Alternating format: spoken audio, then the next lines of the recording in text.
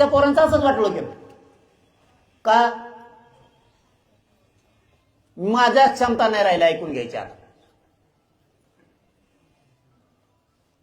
एक एक पोरग जर आणि आमचं एक एक विद्यार्थिनी पोरग पोरगी जर संपणार असले, तुम्हाला सांगतो आपल्या जिन्याला सुद्धा इथं उभं राहिले जेवढे आहेत ना, आपल्या जिन्याला सुद्धा काय अर्थ नाही. आपला समाज आणि लेकर संपणार असले काय अर्थ नाही. फुकट पांढरे कपडे घालून इकडे तिकडे हिंडणं,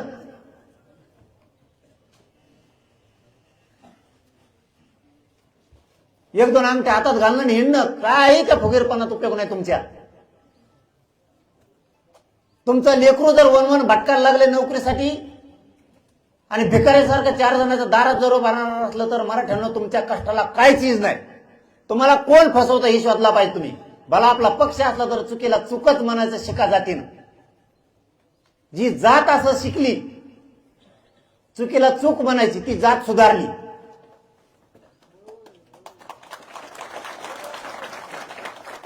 ज्याने पक्षालाच बाप मानलं जातीला बाप नाही मानलं ती जात नाही सुधरत. तुम्ही नेत्याच्याच पोरं मोठे झाले पाहिजे ही जर भूमिका घेतली तर तुमचे लेकर कायमचे बरबाद होणार आहेत. तुमची जात केव्हा मोठी नाही होणार. तुमची जात आधी मोठी करा, मग तुमच्या नेत्याला पण मोठा करा. जातीसाठी एकदा तुटून पडा भांडायला. तुमचं सरकार आहे ना, तुम्हीच तुमच्या सरकारला भांडलं पाहिजे. हे दी निवडून मी त्यालाच द्या, ह्याही मताचे आहेत आपण. पण ते देणारच नसल, ते जर विषयाचं ताटच आपल्या लेकरा पुढे ठेवणार असलं तर तुम्हाला सुद्धा गोष्टी कळायला पाहिजेत. व्हॅलिडिटीसाठी एका व्हॅलिडिटीसाठी फोन करावा लागतो 50 वेळेस. का रे बाबा फडणवीस साहेब, आमच्या नोंदी असून आम्हाला कसं काय प्रमाणपत्र नाही? आम्हाला व्हॅलिडिटी कोणत्या ओबीसी व्हॅलिडिटीवर केली फडणवीस साहेब तुम्ही आतापर्यंत? वंशावळच जुळा ना, महसुली पुरावाच नाही, कुठं वावरच नाही. आता मला सांगा, एखाद्याची नोंद निघाली त्याच्या जन्म मृत्यूच्या याच्यावर किंवा शांत उभा राहा, समाज लय महत्वाचा आहे. तुम्ही मला काही किंमत नाही, तुम्हाला नाही, मला नाही. एखाद्याची नोंद निघाली जन्म मृत्यूच्या याच्यावर, काही काही बैल ऐकायला गेले, बैलाच्या दाखल्यावर कोणाची कशावर कुंडी आहे, ज्याची नोंद सापडली ना त्याला म्हणते महसुली पुरावा द्या. त्याला वावरच नाही, त्याची काय चूक आहे? काय राव फडणवीस साहेब, मराठ्यांनाच का फक्त नियम? आणि ज्या जातीत आरक्षणात बसत नाहीत त्यांना पोट जाती आणि उपजाती म्हणून तुम्ही आरक्षणात घातल्या. किती हो तुझ्या भाव, किती टार्गेट करून मारणार रे मराठ्यांचे समाजाचे पोरं? जो समुदाय कधीच आरक्षणात बसू शकत नाही त्यांना तुम्ही पोट जाती उपजाती म्हणून आरक्षणात घातलं.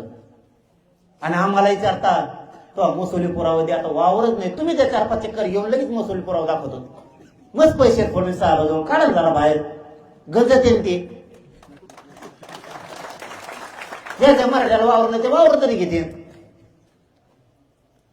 काय त्या पैशाचा उपयोग होऊन देतोय तुमच्या थोडंफार? येऊन द्या गोरगरिबाच्या कामाला. मराठी तरी म्हणते ना आम्हाला 2-3 एकर वावर घेऊन दिलं, नाही ते तसंच व्हायचे जायचे असे कुजून पैसे. एका खेड्यात झालं बघा तसं. एक माणूस लय चिंबूस होता, चिकट, लय पैशावर होतं पण चिकट होतं, कोणाला देतच नव्हतं, नुसते पैसे जमून ठेवायचं. पण पैसे चोर नाही म्हणून गंजीत लपून ठेवले. गंज कळत तुम्हाला? बाजरीचे कडब्याचे गंजीत लपून ठेवले. उन्हाळ्यात गंजच पेटली. तो पाणी टाका म्हणतच नव्हता, तो फक्त म्हणायचा पलीकडे कोपऱ्यातून वडा. पलीकडे कोपऱ्यात काय वडा लोकांना कळा ना, यालाच नाही होतं पैसे येतील. आणि त्याच्या नशिबाने नेमके अर्धेच पैसे जळले, अर्धेच राहिले. आणि नुसतं असं म्हणायचा, येड लागलं त्याला ते पैसे घेऊन हातात, कारण अर्धे जळले कामालाच येणार. तसं फडणवीस साहेब घ्याव दे तुमचे पैसे कामाला गरीबाच्या. गंजी गुंजी ठुले असले तर गरीबाच्या लेकराला तुम्ही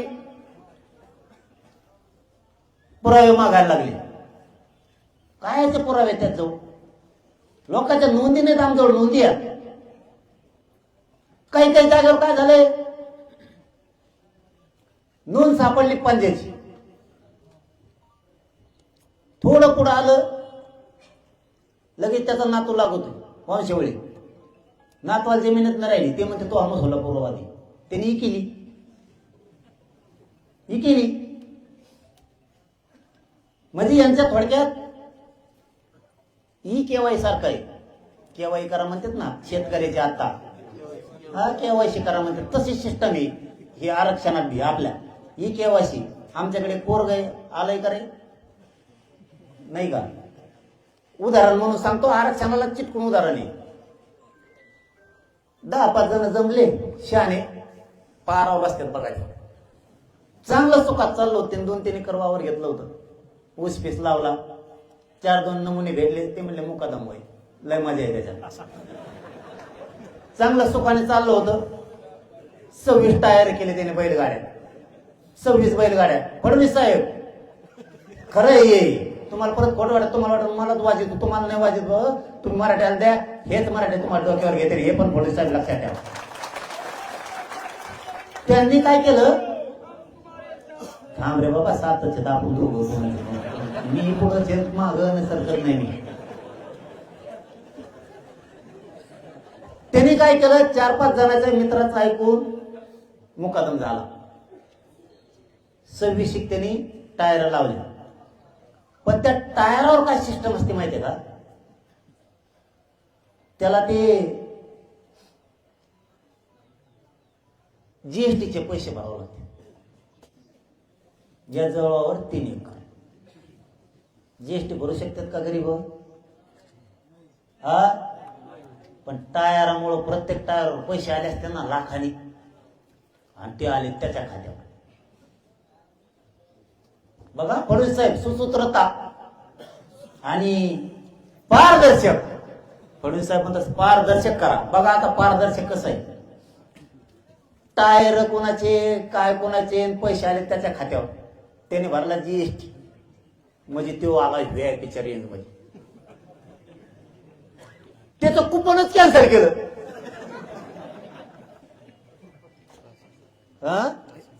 हा ना, कुपन म्हणजे राशन कार्ड. कुपन कळत असं ना फडणवीस साहेबाला? नाही कळत.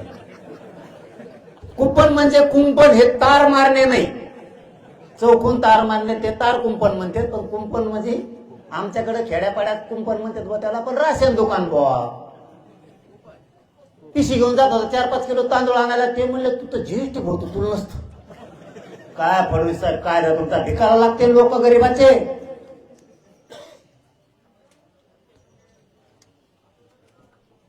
पैसे आले मुकादमकीचे, वाटलं झालं. असे किती असतील? त्याची कर्जमाफी व्हाय ना, ते म्हणजे तू व्यायातीत मोडायला लागलो. बघा आता कार्यक्रम. बघा मराठी समजून घ्या तुम्ही. शेतकरी सुद्धा जीएसटी भरणाराला माफ नाही, हाय का? मग खोटं बोलतो का मी? आता मग त्यो भरतोय. फडणवीस साहेब फक्त त्याला एकदा येऊन भेटा तुम्ही. त्यो बघा व्हीआयपीत मोडतो का, आणि ते जीएसटी भरू शकतो का? कोणत्या मंत्र्यांनी या, आणि त्याला फक्त एकदा बघून जा. बरेच मंत्री त्याला बघून फाशी घेते. ते म्हणते खरंच चुकत राव आपल्याकडून, इतक्या गरीबाला आपण कर्जमाफी द्यायना. हे रिअल सांगायला मी तुम्हाला. तुमच्या एका चुकीच्या धोरणामुळे शेतकऱ्याला आत्महत्या करायची वेळ आहे. कर्जमाफीत बसा नाही. मंत्र्यापेक्षा जास्त ते बँकेचे मॅनेजर शाणे. जास्त शाणे तेच. रात्री माझ्याकडे शेतकरी आलते. त्यांनी सांगितलं माझ्याकडं 2,56,000 रुपये कर्ज आहे. मला 54,000 यादीत टाकलं. बघा सरकार. एक जणाकडे 1,33,000 आहे. ते म्हणले तू 59 मध्येच बसतो फक्त. काय मॅनेजर ते आता बोलत नाही जास्त. कशामुळं? भरणे मामा म्हणले मी मग उद्या सगळं क्लिअर करून देतो बा म्हणून. पण तुम्ही काय मीडियात बोलू नका. वर नसलेलं लफडं तिसरंच आमच्या मागे चिटकन. आधीच आमचा फेसकूट पाडलेला म्हणे लोकांनी. त्याच्यात तुम्ही काहीतरी लक्षण सोडून देता आणि पुन्हा लोक आम्हाला धरते ना हाते चाललं टाकतो डिझेल पळतो गाड्या घेऊन तो कार्यक्रम बंद होते. आणि खरंच शेतकऱ्यांनी सरकारचे कार्यक्रम बंद करायला पाहिजेत. 2 लाख रुपये कर्ज माफ पण त्याचा 54,000 करायला वरच्या काय लहानायचे का? ही रिअल परिस्थिती सांगितली मी. असंच आरक्षणाचं चाललंय. मराठ्यांच्या पोराला एसीबीसीतून ईडब्ल्यूएस मधून नोकऱ्या नाही द्यायच्या का हो? फडणवीस साहेब कशामुळे नाही द्यायच्या? मराठ्यांच्या नोंदी सापडलेल्या असून कुणबी प्रमाणपत्र कशामुळे नाही द्यायचे? फडणवीस साहेब का देत नाहीत तुम्ही त्याच्या व्हॅलिट्या का देत नाहीत? हैदराबाद गॅझेटचा तुम्ही जर GR काढला तर कुणबी प्रमाणपत्र का देत नाहीत? नसता आम्हाला सिद्ध करून द्या. 2-2.5 लाख जर छत्रपती संभाजीनगरला कुणबी आहेत गॅझेटमध्ये तर ते गेले पुढं.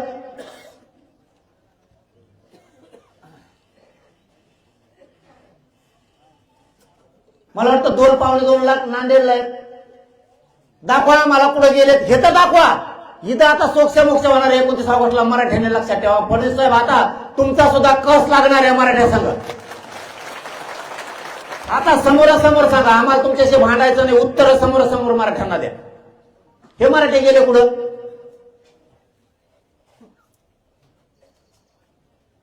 एका जिल्ह्यात जर 2-2, 3-3, 2.5 लाख कुणबी आहेत. हे मराठे गेले कुठं सांगा आम्हाला. आम्ही तिथं जाऊन विचारतो तू होता का राहायला. तुमचं जर म्हणणं असलं बा ते अमेरिकेत गेले सगळे आम्ही हाकलून दिले. आम्ही तिथं जाऊ एसटीने नाही विमानानं जाऊ. आम्ही आमचं कसं जाऊ? विमानावर गेलो हलतो. हो ना त्याशी दिल्लीला गेलो आम्ही. आठ गेलो लागला हवालती विमानात देणार म्हणून सांगितलं नाही. हो ना खरंच हालत आहे. हरलं बेकार काम आहे.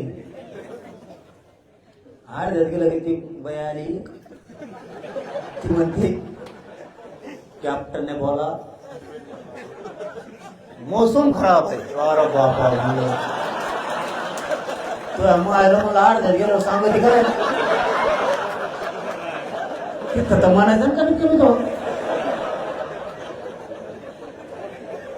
हो ना मी खोटं नाही सांगत राव. आपल्या पोटात आला आपण आहे असा खरा आहे म्हणून मराठ्याला आवडतो. लुचाडपणा नाहीये आपल्याकडे. काही खोटड्यापणा नाही. आणि तो 8 गेलो ती बाय आली ना ती टपरीन तेल टाकलेल्या. हो ना चॉकलेट दे बिस्किट माग तिची मारण्याची. म्हणलं इतकं माग नको आपल्याला. इथे बरोबर नाही. ती आधी सुरुवातीला सुरू केलं होता तिने. सुरुवातीला आल्या दार तो भरायला दार लावले. पुढं आम्हीच होतो. ते लगेच सुरू केलं.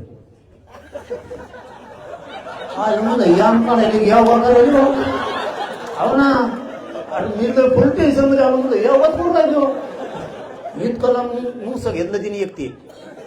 तोंडात धरायचे असं फाको असं वडो आणि कोड्या आणि ते लाल घातलं हो तिने. इकडून घातलं. 2 नाल्या होत्या अशा त्याला काढ्या.